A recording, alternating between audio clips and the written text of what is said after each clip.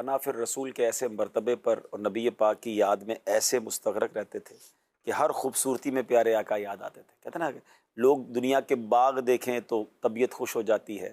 لوگ کہتے ہیں کتنے پیارے پھول ہیں، کتنا پیارا باغ ہے، مگر اعلیٰ حضرت جب پھولوں کو دیکھتے ہیں، باغوں کو دیکھتے ہیں تو کہتے ہیں انہی کی بو مایائے سمن ہے، انہی کا جلوہ چمن چمن ہے، انہی سے گلشن مہک رہے ہیں، انہی کی رنگت گلاب میں ہے. لوگ کہتے ہیں خوبصورت آسمان ہے، پیارا سا چاند ہے، کتنا اچھا لگ رہا ہے. مگر سیدی اعلیٰ حضرت چاند دیکھتے ہیں اور خاص طور پہ جب پہلی رات کا چاند دیکھتے ہیں تو اس چاند سے بھی کہتے ہیں ٹھیک ہے چاند تو بڑا خوبصورت ہے، مگر اپنا پیالہ لے کر بارگاہ رسالت میں آ کر پورے مہینے کی خیرات لے جا، پیک لے سرکار سے لا جلد کاسا نور کا، ماہ نو طیبہ میں بٹتا ہے مہینہ نور کا. جب 14ویں رات کا چاند دیکھتے ہیں تو واقعی چاند بہت خوبصورت لگتا ہے. آج کل تو پچھلے دنوں فل مون ہوا تھا.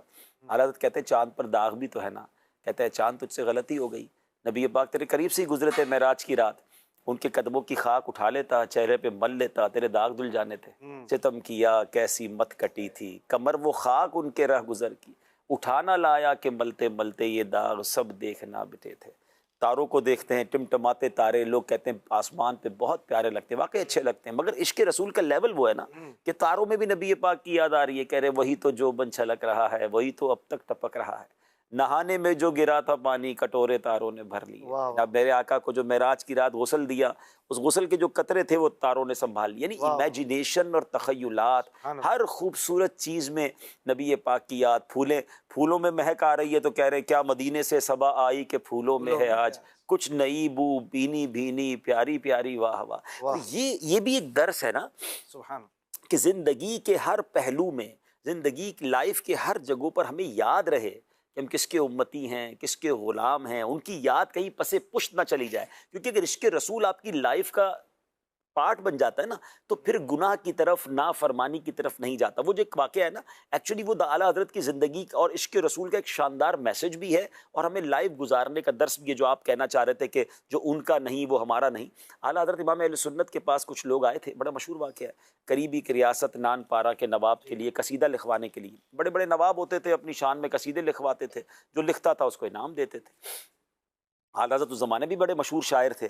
تو کچھ لوگ گئے کہ حضور آپ کے بھی کچھ کام کاج اٹک جاتے ہیں بعض اوقات مالی معاملات کی وجہ سے، تو کیوں نہ آپ ایک نواب کا قصیدہ لکھ دیں، اتنے سارے تو آپ کلام لکھتے ہی ہیں، وہ آپ تو فرسٹ ہی آنے ہیں، انعام بڑا مل جائے گا. اعلیٰ حضرت نے قلم اٹھایا. ہو سکتا ہے اس زمانے کے لوگوں نے سوچا ہو کہ بھائی یہ تو سب کو پیچھے چھوڑ دیں گے، ون آف دا بیسٹ قصیدہ لکھیں گے اور نواب صاحب خوش ہو جائیں گے.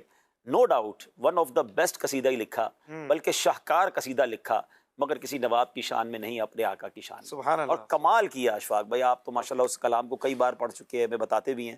وہ کمال حسن حضور ہے کہ گمان نقص جہاں نہیں، یہی پھول خار سے دور ہے، یہی شمع ہے کہ دھواں نہیں. ہمارا چونکہ یہ سلسلہ اشعار کی تشریح نہیں ہے ورنہ لمبی ہو جائے گی، لیکن اس کلام کا جو مقطع ہے نا، کروں مدح اہل دول رضا پڑے اس بلا میں میری بلا، میں گدا ہوں اپنے کریم کا میرا دین پارا نہ نہیں. یعنی یہ اعلیٰ حضرت نے گویا اپنی زندگی کا اور عشق رسول کرنے والوں کو ایک شاندار سبق دے دیا کہ میں اپنے نبی کا گدا ہوں، اپنے نبی کا امتی ہوں. میرا دین روٹی کا ٹکڑا نہیں ہے کہ چند پیسوں کے لیے کسی نواب کی ثنا کر کے اس کی شان بیان کر کے پیسے لے لوں. یہ ایک ایکچولی ایک واقعہ ضرور ہے، مگر یہ پوری زندگی کا گزارنے کا ایک پروسپیکٹس دے دیا آپ نے کہ جب بھی تمہارے سامنے کوئی معاملہ آئے، چاہے کاروبار میں معاملہ آئے، چاہے خاندان کے کسی فنکشن میں کوئی معاملہ آئے، چاہے زندگی کے معاملات کے اندر کوئی معاملہ آئے، یہ چیک کرو کہ یہ کام اللہ اور اس کے رسول کی نافرمانی تو نہیں. بندہ کہتا ہے یار سب کرتے ہیں، کرنا پڑے گا، خاندان والوں کو خوش کرنے کے لیے کرنا پڑے گا، اتنی اچھی ڈیل ہے کہ ڈیل کرنی پڑے گی. وہاں یہ الفاظ اللہ کرے دل میں جگمگائیں کہ میں گدا ہوں اپنے کریم کا، میرا دین پارا ہے نہ نہیں، میرا دین روٹی کا ٹکڑا نہیں ہے کہ میں چند سکوں کی خاطر دین کو بیچ دوں. لوگ کمپرومائز کرنے لگ گئے ہیں. لوگ کہتے ہیں یار کیا کریں جناب، یہ اس معاشرے میں رہنے کے لیے کرنا پڑتا ہے.